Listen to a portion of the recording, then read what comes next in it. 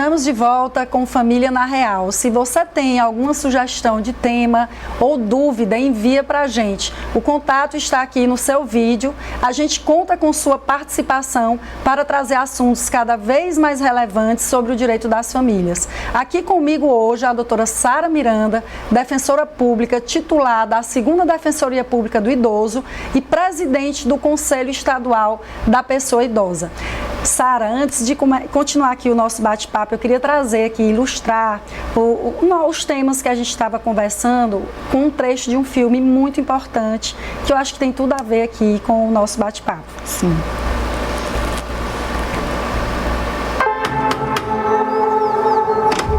Bom dia, senhora Peterson. Me desculpe incomodá-la a essa hora da manhã. A justiça decidiu que a senhora precisa de assistência para cuidar de si mesma.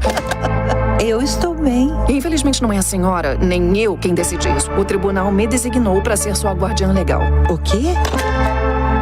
Vai ter que me acompanhar. E não esqueça. Eu estou aqui para ajudar. O nome desse filme é Eu Me Importo. Notoriamente, essa senhora ela sofre bastante violência, cerceamento em seus direitos. Muitas coisas que acontecem com ela no filme, ela nem estava preparada, nem tomou conhecimento, como a gente viu aí. Não sei se você viu, Sara, mas ilustra bastante essa situação que o idoso vive em todos os aspectos do enfrentamento à violência. Sim, aí principalmente é o desrespeito à autonomia da pessoa idosa. Isso. As pessoas acham que porque alguém se tornou idoso, atingiu uma determinada idade, ela deixou de expressar o seu querer, a sua vontade, como se ela perdesse a liberdade de escolha. E não é isso que acontece. Só para dar um exemplo, as pessoas que estão hoje acolhidas, institucionalizadas numa instituição de longa permanência, não é porque elas estão ali que elas não possam um dia sair para comprar um vestido. Elas não perderam a liberdade de locomoção, nem a liberdade de decisão. Ali é a moradia delas. Às vezes as pessoas procuram um determinado serviço, por exemplo, na Defensoria Pública, e vem a mãe e o filho. E o filho não deixa a mãe falar em hipótese nenhuma, porque ele é que sabe narrar a história, contar a história. Então, assim, só um minuto, porque eu atendo a pessoa idosa. Isso. Eu queria permitir, ouvir a pessoa idosa na expressão dela, o que ela acha, qual é o querer dela. Então, assim, a gente vai meio que anulando a pessoa idosa, minimizando, colocando em situações de rebaixamento, como se ela perdesse totalmente sua autonomia. E não é isso. A legislação civil hoje garante todos os direitos, né? Foi preciso existir uma legislação para dizer que a pessoa idosa tem direitos humanos, que é um óbvio, mas o óbvio às vezes tem que ser dito. Por quê? Porque as pessoas, como você foi falando no outro bloco, das transgressões, pequenas transgressões que vão gerando de violação de direito, vão virando coisas maiores, né? Sim. Então nós precisamos respeitar a autonomia da pessoa idosa. Apenas no fato, na situação em que ele tenha perdido a lucidez, né? Isso comprovado por médico, né, com atestado médico, dando esse diagnóstico e alguém sendo nomeado seu curador, é que essa pessoa vai passar a falar em nome da pessoa idosa. Fora dessa situação, ele tem o direito de decidir a vida dele. Sim. No filme representa exatamente o contrário, ela perdeu completamente sua liberdade de escolha. Sara, eu não poderia deixar de falar nisso porque eu tenho uma mãe que tem 79 anos. Minha mãe é viúva desde 2006 e ela é muito próxima a mim, aos filhos. Ela almoça todos os dias comigo, eu chego da defensoria e estou lá conversando. Mãe, um beijo, te amo. Então, a gente vê até a questão da paciência, né? Essa questão da autonomia, ela vem inclusive dos parentes. A gente vê uma impaciência das pessoas, do filho, em fazer essa escuta, em tentar entender, uma exclusão digital. Muitas vezes a gente quer que os parentes, e aqui eu já estou entrando em outros temas, mas é que o filme me lembrou isso, porque muitas vezes a gente não tem paciência e quer que as pessoas idosas, nossos avós, nossos pais, eles tenham a mesma habilidade com algumas tecnologias como nós temos. Isso é muito grave, porque também cerceia direito da pessoa, não é isso? o respeito às diferenças. Nós estamos dentro do núcleo familiar, mas nós temos as nossas limitações. Todos nós, independente da idade, nós temos alguma habilidade a mais ou a menos, uma limitação aqui, outra acolá. Então, se nós não nos respeitarmos dentro desse núcleo familiar, nós vamos ser... Então, a paciência, eu digo que é algo que se constrói, né? Isso. É uma virtude, é algo que você vai construindo dia após dia. Eu terei paciência hoje, é como andar de bicicleta.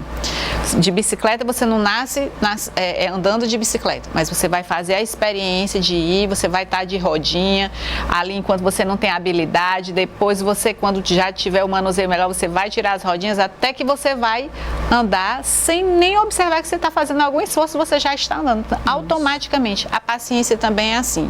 Às vezes você vai fazer um esforço de ter paciência, porque você está fazendo esse raciocínio, né, uma atitude racional, mas vai fazendo, se determinando, até o ponto que você vai estar no automático e você vai estar naturalmente sendo uma pessoa paciente. Então, não existe paciência sem esforço. Exato. E essa questão que você falou do laudo, da comprovação de algum problema de saúde em relação ao idoso é muito sério. Na Defensoria eu atuo também como curadora, né, no Instituto da Curatela, em vários processos, você sabe, e muitas vezes a gente se depara com uma audiência de entrevista em que aquela pessoa idosa, ela está ali só por causa da idade, ou porque ela tem alguma limitação física. Já aconteceu muito, e por que você promoveu essa ação de curatela? E aí a gente vai entender o motivo e que nada tem a ver com nenhum tipo de incapacidade daquela pessoa. Então daí temas tão importantes que nós estamos tratando aqui hoje. E é por isso que a legislação também prevê a defesa dessas pessoas. E aí entra o outro papel da Defensoria Pública, que é o papel de curador. Nós podemos estar atuando aí, né, na curadoria, não seria nem a curatela, a curadoria de pessoas idosas. E já aconteceu de uma pessoa idosa vir nos procurar e dizer assim, estão pedindo minha curatela, querem me interditar, mas eu sou lúcida. E aí a gente fizemos a contestação, a defesa dela. Na audiência o juiz perguntou, e a senhora ali, senhora não, senhorita, porque eu nunca me casei. Lúcida respondeu tudo e ele indeferiu o pedido de curatela. Então assim, as pessoas têm esse estigma de achar que velhice é incapacidade. Não é. E eu uso essa palavra velhice, porque o verbo mesmo é envelhecer. Então, assim, às vezes a gente tem preconceito, né, com o processo de envelhecimento, mas feliz daquele que consegue. Isso. Sara, antes da gente entrar aqui num tema bastante delicado, que é a questão da dependência financeira, você mencionou a questão do idoso aí, 60 anos, né? Então, hoje nós temos o estatuto. Tu pode confirmar, explicar melhor o que é considerado idoso hoje para as pessoas entenderem melhor? Pronto. Essa legislação que é de 2003, o Estatuto da Pessoa Idosa, definiu que a partir dos 60 anos, né, então é um critério cronológico mesmo, é considerado pessoa idosa. Hoje a gente não usa mais nem assim a pessoa, o idoso, a idosa, porque é como se você estivesse rotulando, mas é a pessoa... com mais de 60 anos que está necessitando ter um cuidado maior. Então, isso tem mais a ver conosco, enquanto sociedade, enquanto poder público, de observar e ter mais atenção às necessidades dessas pessoas particulares do que propriamente dita em relação a essa outra pessoa, porque ela continua com a autonomia, com todos os seus exercícios de direitos, inclusive eleitorais, de casar, né? E aí depois entra até em outras temáticas que tem mais a ver com a sua especialidade, que é a questão, por exemplo, de regime obrigatório de bens, né?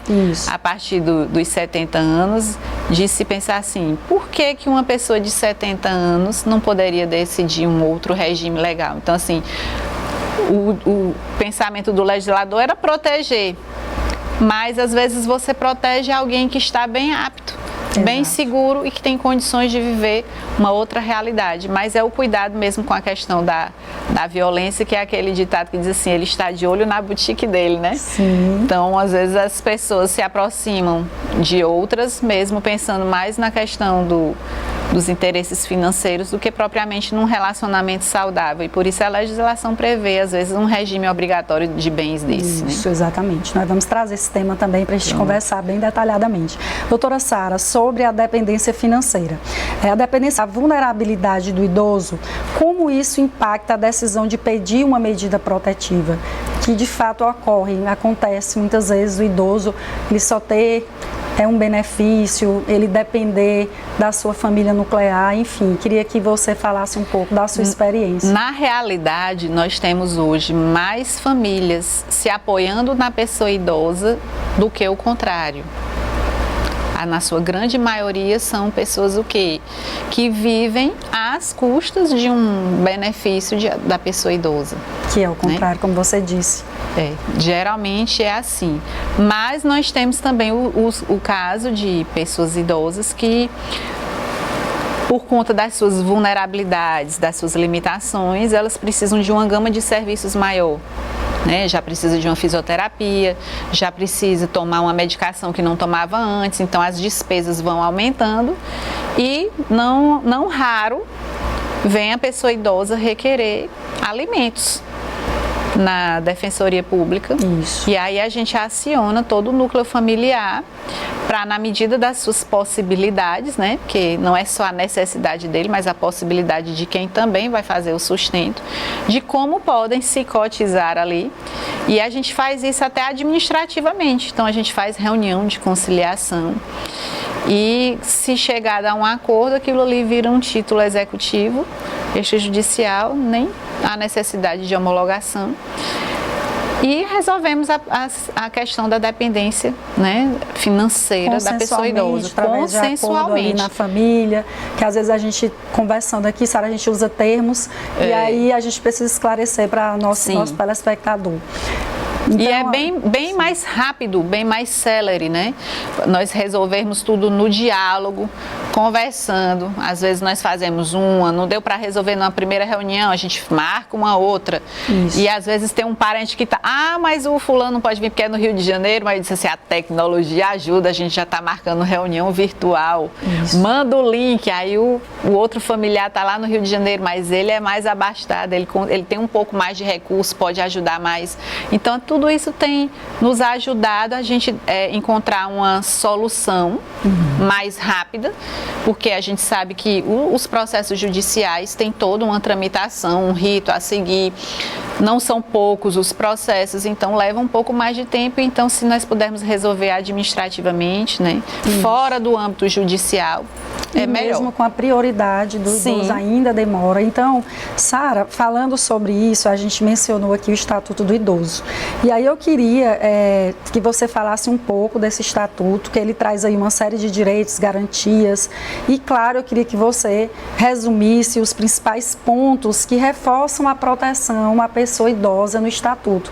Como você bem colocou, precisou de um estatuto aí. E qual é o seu ponto de vista em relação aos direitos lá assegurados, que possa esclarecer a população? E agora eu já estou até com receio de falar pessoa idosa, a pessoa maior de 60. Não pode falar pessoa idosa, não tenho usado muito, o idoso. Entendi, certo. O idoso, né? E essas denominações, nomenclaturas, elas são extremamente importantes, porque elas vão evoluindo ao longo do tempo. Na minha área mesmo, a gente tem várias mudanças que a gente tem que se adaptar e é importante que a gente conheça também, para a gente se referir de forma correta. Exatamente. O Estatuto da Pessoa Idosa, ele é uma legislação de 2003.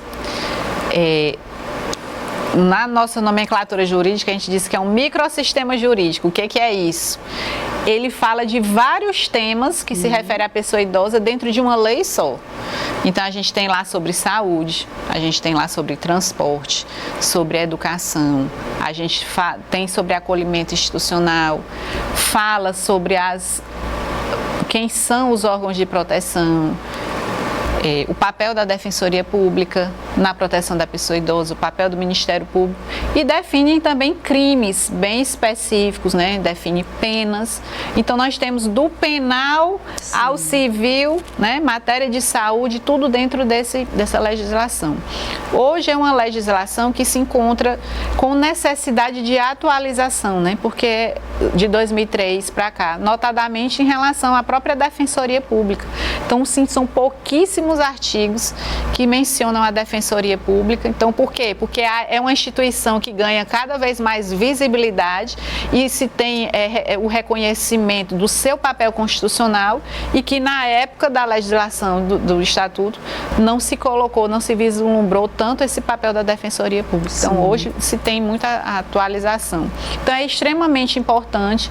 Hoje é o meu principal instrumento, né, de trabalho, é o Estatuto da Pessoa Idosa, e aconselho a todas as pessoas a terem em casa, porque o que é que mais ajuda as pessoas a prevenirem a violência? É você conhecer os seus direitos.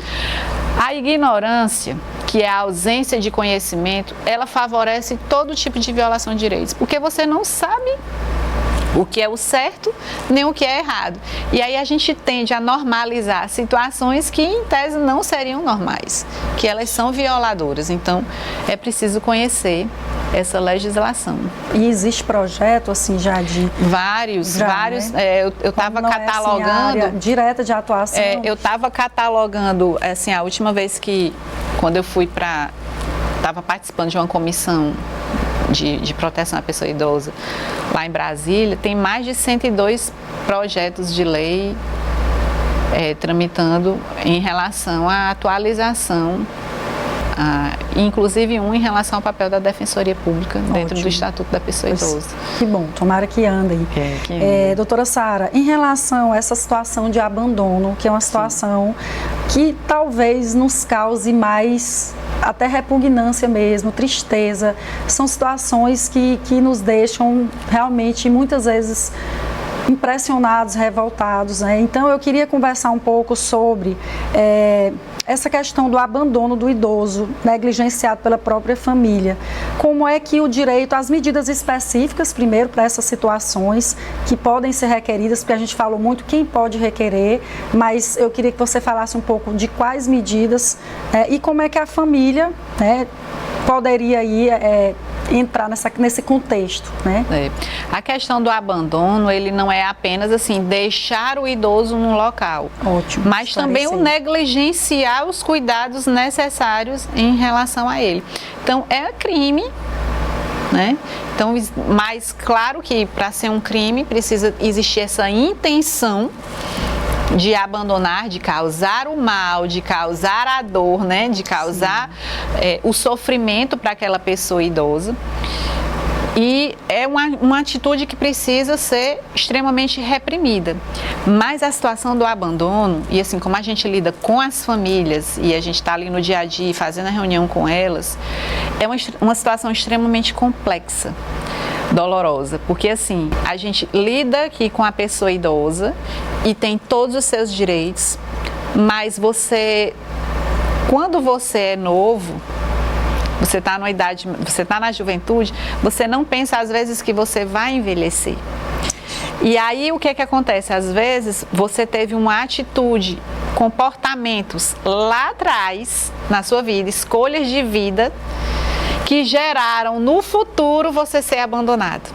Então, assim, é algo que não é apenas pontual e que eu não posso olhar unicamente para o fim, mas eu tenho que olhar o contexto como um todo. Por exemplo, às vezes chega uma situação de idosos reclamando, né, sobre a questão do abandono. Aí quando você vai ouvir a família, fala o quê? Mas houve estupro. Ou ele nos abandonou quando nós éramos crianças. Sim. Não nos forneceu o sustento necessário. Então, assim, existe dor, existe mágoa, existem situações não resolvidas lá atrás, para que contribuem com o processo de abandono. Mas também existem o quê? Pessoas que foram extremamente válidas, importantes, fizeram todo o seu melhor, mas estão numa situação de abandono. Então, não necessariamente a conclusão do abandono é só porque seja uma pessoa ruim ou não, mas nós temos essas duas vertentes. Então, assim, quando eu vou falar sobre a pessoa idosa, eu digo assim, você precisa saber envelhecer. O que você está plantando hoje para você colher amanhã, para que toda a tua família, né, te acolha dentro do núcleo familiar e te perceba como essa pessoa cheia de direitos e de tudo que não é que você vá perder, mas como você contribui também para esse desregramento, para fragilizar esses laços familiares. Então, na verdade, nós não conseguimos resolver a questão da pessoa idosa sem trabalhar o núcleo familiar. Um olhar sistêmico mesmo. É enxugar gelo, porque você não vai conceder amor, você não vai conceder afeto, então você precisa trabalhar todos esses laços para que você possa trazer essa pessoa idosa para o núcleo familiar. Mas, em sendo algo mesmo desejado, porque as pessoas realmente não têm afeto, não têm amor, reciprocidade em relação à pessoa idosa, isso torna uma prática criminosa que pode ser responsabilizada e deve ser reprimido, né? Porque é uma situação de violência. Mas você vai ver que não começou com isso. Foram várias outras situações que chegaram nesse ponto máximo, né, da questão do abandono. Muitas vezes diz assim, doutora Sara, deixaram a pessoa idosa lá na instituição tal e foram embora. Ou seja, assim, não tem nenhuma responsabilidade afetiva, emocional, jurídica, nada. Você está deixando ali como que você está deixando uma coisa. E o poder público que se vire, e hoje não tem. E é importante a sociedade saber, não existem vagas hoje disponíveis para acolhimento institucional. Nós monitoramos todas as instituições de longa permanência de Teresina. Existe uma lista de espera de mais de 200 pessoas. Nossa. Então, assim, a gente precisou até ver critérios para definir ordem, quais são os mais prioritários, porque lá todo mundo é pessoa idosa, mas tem pessoa idosa que tem deficiência, que veio de uma situação de violência, que não tem onde ficar. Então, são vários os critérios que são pontuados. Então, essa questão da permanência da pessoa idosa no núcleo familiar é algo que a gente precisa se debruçar sobre isso. E o movimento para isso, Sara, como é que está diante do poder público? Eu penso aqui, que a educação. Inclusive, eu já trago aqui a nossa próxima pergunta. Como a sociedade em geral pode contribuir para que a gente fale de medidas protetivas, mas tudo que nós conversamos aqui seja mais eficazes e acessíveis? Essa movimentação, no caso, por exemplo, da defensoria, do próprio familiar, da sociedade, perante o poder público, como é que isso vem sendo feito? O Estado, o governo estadual, prefeitura, enfim, essas redes de apoio para a gente entender melhor. São as políticas públicas, né? Sim. Precisam ter. A defensoria, ela tem vários projetos, né? Isso. Sobre o pai, sobre a paternidade responsável. Tudo isso vai respingar lá na frente na questão da pessoa idosa. Então, maternidade, paternidade, filiação, tudo isso vai respingar lá na questão da pessoa idosa. Mas eu penso que algo muito eficaz é também a questão da educação. Você introduzir nos programas de ensino de todas as escolas públicas, privadas, você começar a trabalhar a temática da pessoa idosa, a valorização da pessoa idosa já desde criança. Isso. É algo que também precisa ser trabalhado culturalmente.